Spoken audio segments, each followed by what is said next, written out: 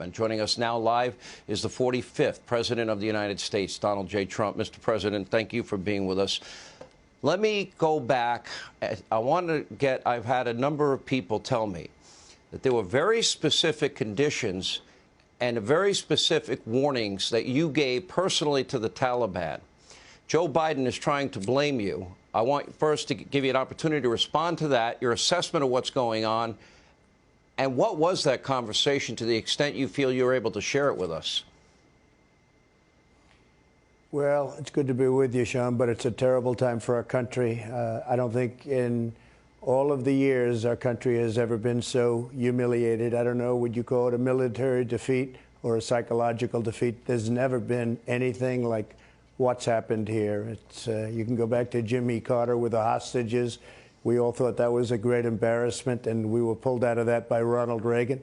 This is many, many times worse, and you're dealing with thousands and thousands of Americans and others that are stranded and very dangerously, really stranded in Afghanistan. So it's something that you can't even believe that a thing like this could. I looked at that big monster cargo plane yesterday with people grabbing the side and trying to get flown out of Afghanistan because of their fear, their incredible fear, and they're blowing off the plane from 2,000 feet up in the air.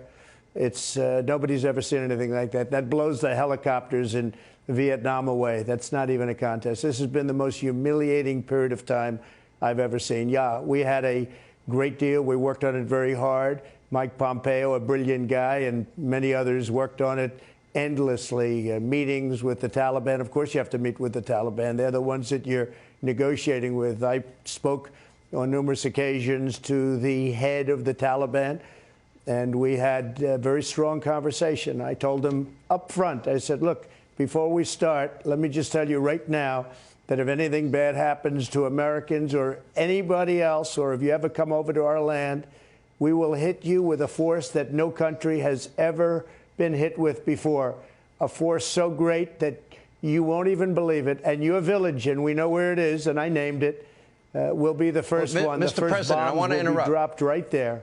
You said this to who? Yeah. Who did you said to that to who? To Mullah Baradar, who is probably the top person. Now, nobody really knows who the top person is, but I would say that's probably the top person, and it seems to be that's the way it's rolling right now. But I had a very strong conversation. I also had a good conversation with him. We talked for a while after that. That was the primary point I was making, and he understood it. And I asked him, do you understand? He said, yes, I do understand. And I wanted them to get a deal done with the Afghan government. Now, I never had a lot of confidence, frankly, in Ghani. I said that openly and plainly. I thought he was a total crook. I thought he got away with murder. He spent all his time whining and dining our senators. I mean, the senators were in his pocket. That was one of the problems that we had, but I never liked him. And I guess based on his escape with cash, I don't know, maybe that's a true story. I would suspect it is. All you have to do is look at his lifestyle, study his houses where he lives. He got away with murder in many different ways. But I had a very, very strong talk with the Taliban, which I considered to be much more important in this sense because they were the problem. And they've been there for a long time, and they're good fighters, and they fight hard. And after I said that, we had a pretty good conversation. Now, I have to tell you that if you remember when they were coming to Washington to meet with me, they decided to kill an American soldier because they thought that was a good way to negotiate. And I canceled the trip. And we had a conditions-based agreement. And if you remember, it said May 1st, we want to get out because we have to get out. I've listened to people on your show and other shows say we should stay. They don't know. We were spending $42 billion a year. $42 billion. Think of it. $42 billion. I understand Russia spends $50 billion a year for their entire military. We were spending $42 billion, not 1%. They were saying 1%. That's a lot of nonsense. We're spending $42 billion a year on defending this for years and years. We've been there really now, not 20 years, but 21 and a half years. And we get nothing out of any of these things that we do, whether it's them or many other countries I could tell you about. I'm not going to insult anybody right now.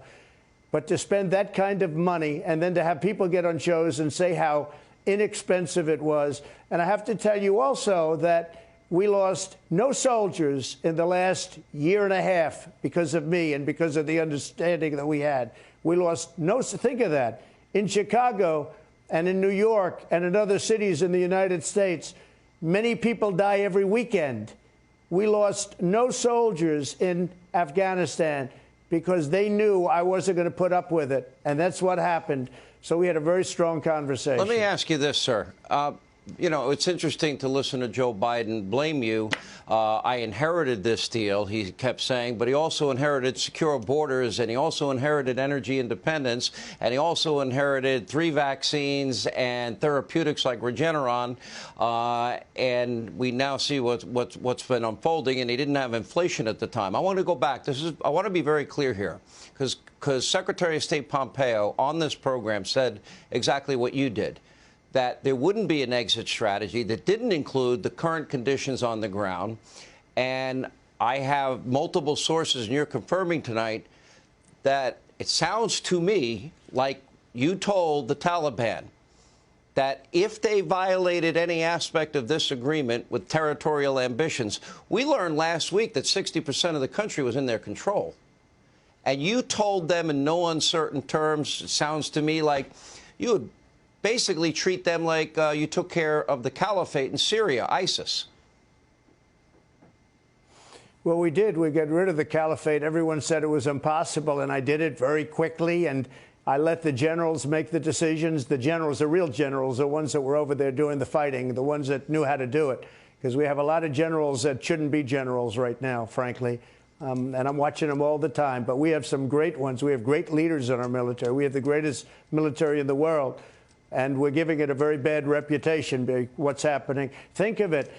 We took this horrible place. I mean, a place that just we shouldn't have been involved. It was a horrible decision going into the Middle East. And I know the Bush family will not be happy, but I believe it was the worst decision in the history of our country when we decided to go into the Middle East. It's turned out to be quicksand. We've destroyed the Middle East. Do you think it's better now than it was 20, 21 years ago? It's much worse. It was a horrible decision, cost us trillions of dollars. And if you look at both sides, because I like to look at both sides, millions and millions of lives. And it's no different than it was. It's much worse because you have to rebuild it. It's been blown to pieces. The worst decision ever made was going, you can do a strike as retribution, and it could be a big strike as retribution for the World Trade Center, et cetera. But to get stuck in there was like quicksand. So we did a terrible thing. But think of what's happening now. I've heard as many as 40,000 Americans. And the Taliban, good fighters, I will tell you, they're good fighters. We have to give them credit for that. They've been fighting for 1,000 years. That's what they do, is they fight. The Taliban has circled the airport, and who knows if they're going to treat us right. You know, all of a sudden they'll say, well, frankly, if they were smart, they'd really, and they are smart, they should let the Americans out. But we've had situations where you have 2 or 3 or 4 hostages.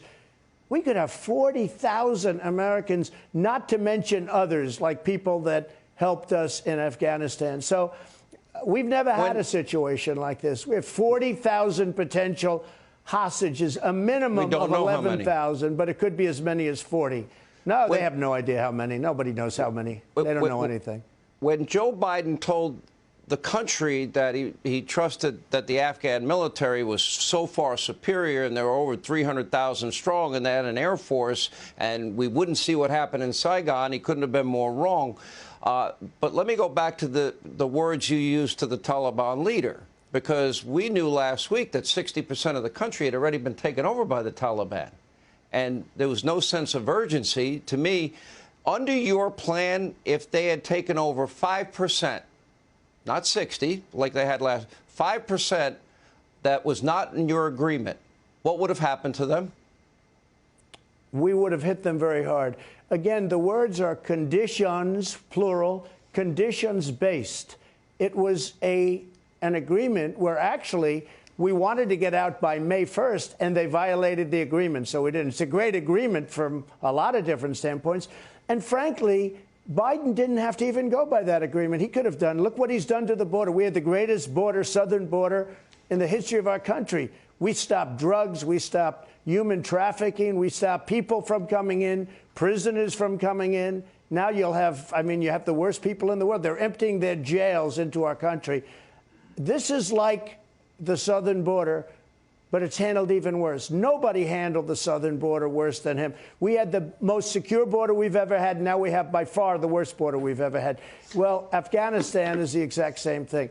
To think of this, we have a military. It's holding it. You know, I got it reduced down to 2,500 soldiers, and they were doing a good job. It was fine. It was a smaller force. I took it down from close to 20 to 2,500, and we were fine. But we have the military there, and we take the military out before we took our civilians out, and before we took the interpreters and other. We want to try and help. But by the way, I'm America first, okay? The Americans come out first. But we're also going to help people that helped us. And we have to be very careful with the vetting because you have some rough people in there. But we're going to help those people. But can you imagine? Now, what we were going to do just very quickly is we were going to take the military out last, okay, last. The people were coming out. They were going to come out. But the agreement was violated, so I held things back because we weren't going to do anything, again, conditions-based. So they weren't fulfilling their obligations and conditions. But here's just to finish. The people come out first. Then I was going to take all of the military equipment. We have billions and billions of dollars worth of new Black Hawk helicopters, brand new, that Russia now will be examining, and so will China, and so will everybody else to figure it because it's the greatest in the world.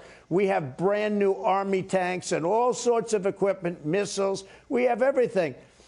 I was going to take it out because I knew they weren't going to fight. Just one thing, and I have to say, and this is different from everyone else, I said, why are they fighting? Why are these Afghan soldiers fighting against the Taliban? And I was told some very bad information by a lot of different people. The fact is, they're among the highest paid soldiers in the world. They were doing it for a paycheck because once we stopped, once we left, they stopped fighting. So all of the people that talk about the bravery and everything, I say everybody's brave.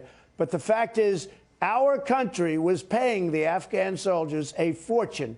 So we were sort of bribing them to fight. And that's not what it's all about. It's a great thing that we're getting out, but nobody has ever handled a withdrawal worse than Joe Biden. This is the greatest embarrassment, I believe, in the history of our country.